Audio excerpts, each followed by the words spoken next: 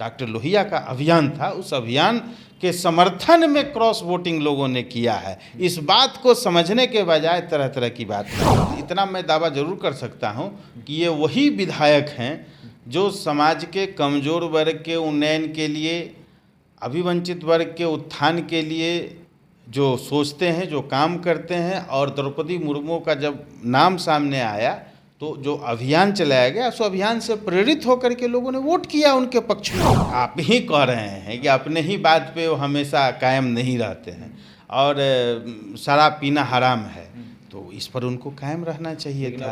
अब लेकिन भाई अभी तो वही बताएंगे, इसका उत्तर तो बेहतर उन्हीं से पूछी है। तो उनसे मिल करके अगर ये सुझाव देते तो उनके लिए ज़्यादा बेहतर होता। और ऐसे लोग जो कानून तोड़ते हैं वो सलाखों के पीछे जाते हैं, उन पर मुकदमा चलते रहता है। बिहार में शराबबंदी है और इसको लेकर लगातार बिहार के मुख्यमंत्री नीतीश कुमार जागरूकता अभियान चलाते रहते हैं शराबबंदी को सफल बनाने के लिए। वहीं एनडीए के हिस्सा जीतन राम मांझी अब ये कह रहे हैं कि शराबबंदी में संशोधन होना चाहिए, कि उनका कहना ये भी है कि 3 बार हम विरोध किए और तीनों बार संशोधन हुआ है, इस बार भी विरोध करेंगे और संशोधन करवा कर रहेंगे। जदयू के प्रवक्ता अरविंद निषाद हमारे साथ मौजूद हैं, इनसे बात करेंगे। शराबबंदी है बिहार में, लेकिन जीतन राम मांझी इसका हमेशा विरोध कर रहे हैं और अभी भी विरोध कर रहे हैं। देखिए, बिहार में शराबबंदी सभी दलों की रजामंदी से कराई गई थी और सभी दलों के लोगों ने बिहार विधानसभा और बिहार विधान परिषद के संयुक्त तत्वावधान में जब बिल लाया गया था तो एक मत होकर के लोगों ने इसका समर्थन किया। फिर गांधी मैदान में एकता का प्रदर्शन किया और मानव श्रृंखला जो बनाई गई, उस मानव श्रृंखला का हिस्सा बन एकता का परिचय दिया और नशा मुक्त समाज के अभियान में अपनी भागीदारी सुनिश्चित किया। आज जीतन राम मांझी जी जो कह रहे हैं, तो मैं समझता हूं कि प्रेस मीडिया में आने के बजाय उनको माननीय मुख्यमंत्री नीतीश कुमार जी से, और वैसे भी वो एनडीए का अहम हिस्सा हैं, तो एनडीए के हिस्सा के नाते आदरणीय नेता नीतीश कुमार जी के नेतृत्व में जो सरकार चल रही है, तो उनसे मिल कर के अगर ये सुझाव देते तो उनके लिए ज़्यादा बेहतर होता। और मैं समझता हूँ कि वैसे शराबबंदी अभियान से कोई समझौता माननीय मुख्यमंत्री नीतीश कुमार जी ने नशा मुक्त समाज बनाने से जो नशा मुक्ति का जो उनका अभियान है, इस अभियान से कभी कोई समझौता नहीं किया है। और मैं समझता हूँ कि यह जो अभियान है, इस अभियान में राज्य के जनता का भरपूर समर्थन मिल रहा है। लेकिन कुछ एक लोग तो होते ही हैं जो, और ऐसे लोग जो कानून तोड़ते हैं, वो सलाखों के पीछे जाते हैं, उन पर मुकदमा चलते रहता है।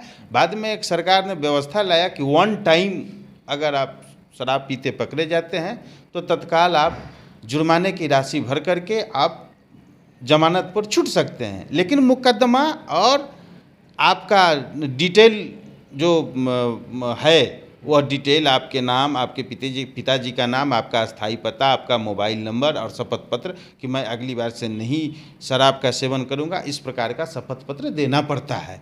तो यह है, इसलिए यह कह देना कि कोई भी इसमें परिवर्तन हुआ है, मैं समझता हूं कि हुआ है। लेकिन माननीय मुख्यमंत्री नीतीश कुमार जी ने सभी पहलुओं पर ध्यान रखते हुए कोई भी फैसला करते हैं। हराम है, लेकिन अब वो कह रहे हैं कि थोड़ी थोड़ी पीना अच्छी बात है।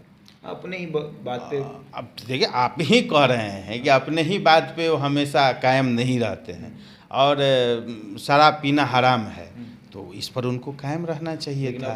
अब लेकिन भाई अभी तो वही बताएंगे, इसका उत्तर तो बेहतर उन्हीं से पूछिए। चलिए अब राष्ट्रपति चुनाव पे बात कर लेते हैं। बिहार में भी चुनाव हुआ, वोटिंग हुआ, विधायकों ने वोटिंग किया, लेकिन राजद के जो विधायक हैं वो एनडीए के समर्थन में वोट कर रहे हैं। क्या बात है, कुछ खिचड़ी पक रही है क्या? देखिए, जो राष्ट्रीय जनता दल बात करती है समाज के कमज़ोर वर्ग का, अधिकार से वंचित वर्ग का, दलित का, शोषित का, पीड़ित का, आदिवासी का, इस सभी समाज के उन्नयन की बात करती है। लेकिन जब द्रौपदी मुर्मू जी जो समाज के अंतिम पायदान आदिवासी वर्ग से संबंध रखती हैं और महिला हैं, उनको जब एनडीए ने राष्ट्रपति उम्मीदवार बनाया तो उनको तत्क्षण समर्थन करना चाहिए था, लेकिन उन्होंने समर्थन नहीं किया।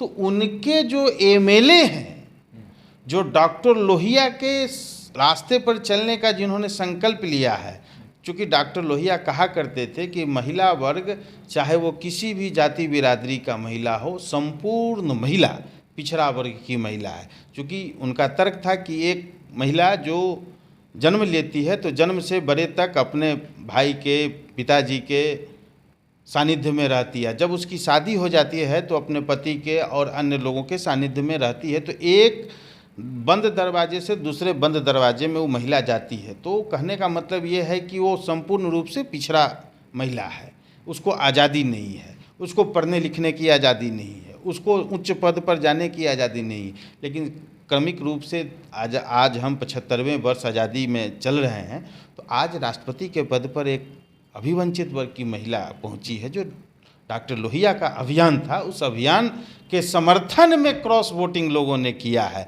इस बात को समझने के बजाय तरह तरह की बात लोग कर रहे हैं। एक बात बताइए, ये 8 विधायक वही हैं क्या जो जदयू बार बार या भाजपा दावा करती है कि हमारे संपर्क में? ये 8 विधायक वही हैं क्या राजद के? नहीं, इसका दावा तो मैं नहीं कर सकता हूं, लेकिन इतना मैं दावा जरूर कर सकता हूं कि ये वही विधायक हैं जो समाज के कमज़ोर वर्ग के उन्नयन के लिए, अभिवंचित वर्ग के उत्थान के लिए जो सोचते हैं, जो काम करते हैं। और द्रौपदी मुर्मू का जब नाम सामने आया तो जो अभियान चलाया गया, उस अभियान से प्रेरित होकर के लोगों ने वोट किया उनके पक्ष में।